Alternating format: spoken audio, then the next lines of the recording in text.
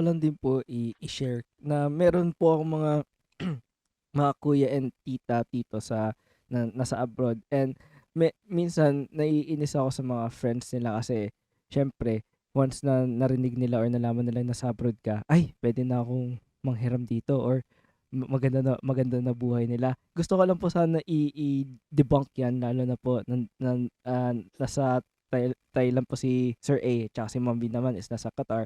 Um, Paano naman po, let's break yung notion na dahil nasa abroad ka, marami akong pera or may pera akong manghutang. Paano nyo i-approach yung mga ganong friend, kung hindi man friends, relatives, kasi mas marami sa relatives yan na syempre nasa abroad ka na, ay marami ng pera to, pwede to manghutang. Paano po yung ganong situation? Ngayon po ina-announce ko na wala po akong pera. Pinag-announce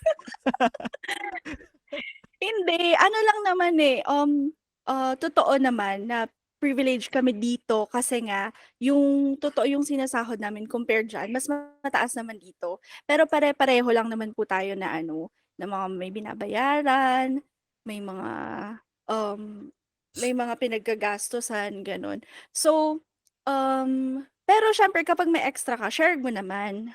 Kasi nabigyan ka naman ng blessing, 'di ba?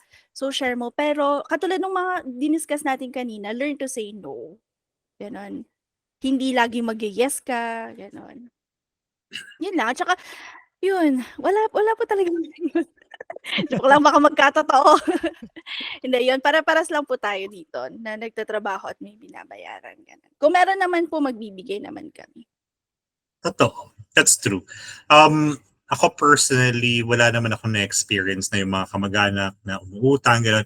Mostly mga kapatid. Well, pag kapatid mo kasi hindi ka makakapagsabi ng no, di ba? Kasi nga, alam mo naman na syempre iba naman yung pagmamahal natin pagdating sa mga kadugo talaga natin. Mhm. Unlike sa mga kamag-anak lang natin, di ba? Kayang-kaya natin magsabi ng hindi, wala akong ganito, ganito. So ako, pagdating sa mga kaibigan, mga kamag-anak, ang nangyayari sa akin may interest. Pag umutang ka, may Talino. interest.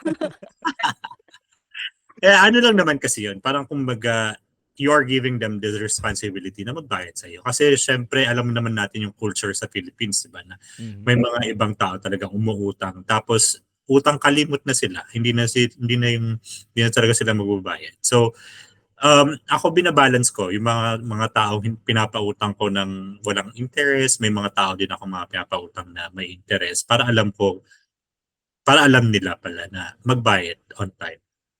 And yung gaya nga din sabi ni B kanina, pare-parehas lang naman tayo na nagtatrabaho and may binabayaran. And kung sa tingin niyo ay mataas yung sinasahod namin sa ibang bansa, parang almost the same lang naman. Kasi yung cost of living mataas din. Hindi naman yung cost of living namin dito is yung cost of living sa Philippines. So parang balance lang. Parang kumbaga medyo privileged kami. Pero hindi naman yung super na yaman na talaga namin pag nag-ibang bansa. And I think Meron lang akong sige i-add. po.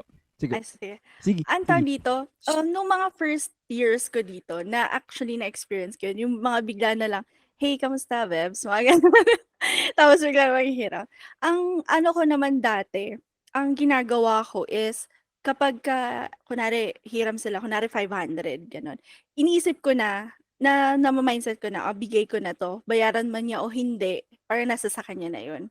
Parang may ganun din ako naging mindset na, kung kaya magpautang ka, kung hindi mo lalagyan ng interest, yung ipapautang mo parang yung kaya mong mawala sa'yo. Kasi yun nga, may mga irresponsible na mga nangungutang, hindi na nagbabayad, gano'n. So minsan kapag magpapahiram ako, ito lang yung kaya kong ipahiram sa'yo kasi yan, okey lang sa'kin kung hindi mo nabayaran, parang give ko na lang sa'yo, gano'n. Mm. And I think magandang opportunity rin sabihin na like na-mention ni A kanina na hindi porket na mataas yung sahod same yung standard of living dito sa Philippines kasi yun ata yung pinaka nomer na Conception. kapag nasa for example nasa Qatar ka dahil mataas yung sahod mo, hindi na nila iniisip yung mas mataas din yung cost of living, mas mahal din yung mga gastos doon. True. Even sa Thailand, like kapag may mga nag-work sa mga resort, nasa resort lang naman yan. No, it doesn't, no, may binabayaran din akong monthly or may kailangan din ako pang gastusan, medyo mataas din. Kasi kung i-compare natin ilalagay natin yung situation natin na mataas ngayon yung sahod ko sa Pilipinas, pero pagpunta ko naman sa Pilipinas, ibang-iba talaga yung gastusin, iba-iba yung transportation natin, that sort of thing. Pero honestly speaking, yung cost of living sa Philippines, mas mataas na kaysa dito sa Thailand. Oh, wow. Mas mataas.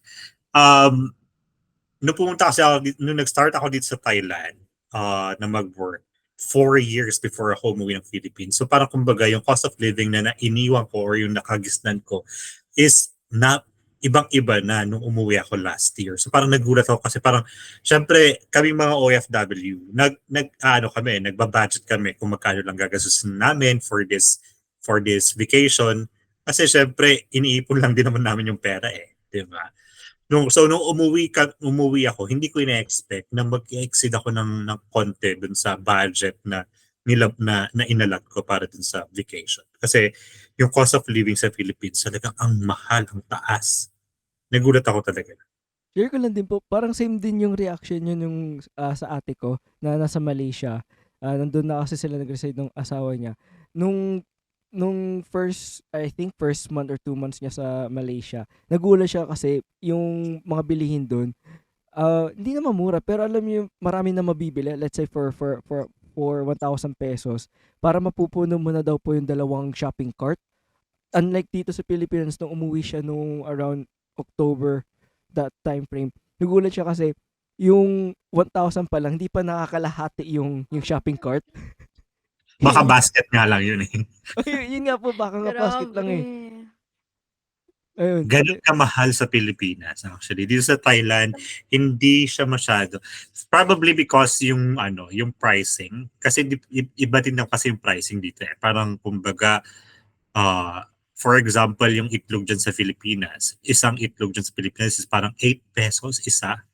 Dito sa Thailand. Merong 8.5, may 9 pesos, may 10 pesos, iba-iba. Dito sa Thailand kasi parang standard na parang kumbaga sa isang egg na to, parang 5 pesos lang siya. Diyan po, Ma'am B, kamusta yung like cost of living dyan and standard of living, mga ganun? Alam mo, sa grocery wala naman akong dito. Parang okay lang siya, yung grocery. Ang medyo mataas dito kasi yung rent.